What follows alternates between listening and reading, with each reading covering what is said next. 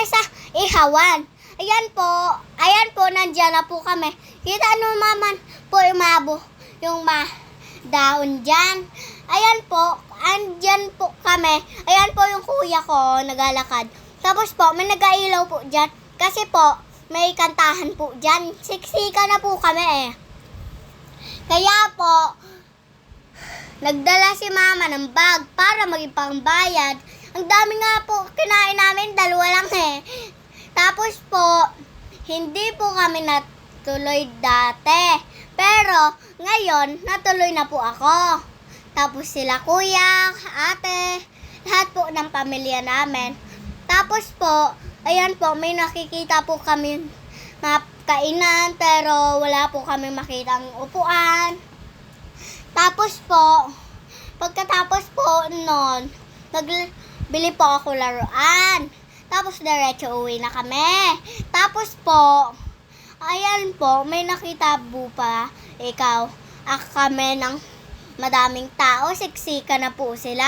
Hindi ko na po makita sila. Ngayon po, umupo na po kami kanina. Kasi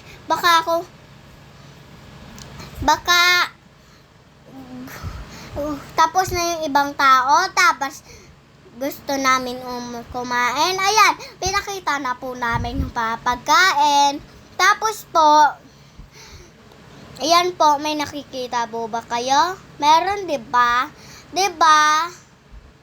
Tapos, may nakita ba kayong tao? Meron. Kasi, restaurant yan eh. Kainan yan eh.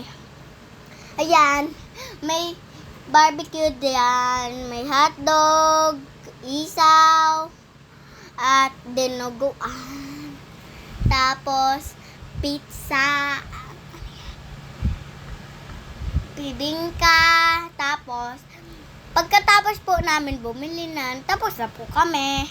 Ayun po, may nakita po si mama. Nakita po ng ate ko si mama. Tapos, pauwi na po kami. Ayan po, drive lang. Dabilan Road.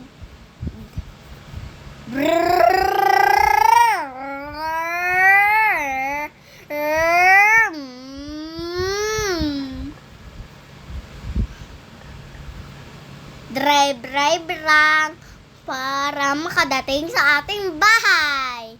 Ayun po, pagkadating po sa bahay namin.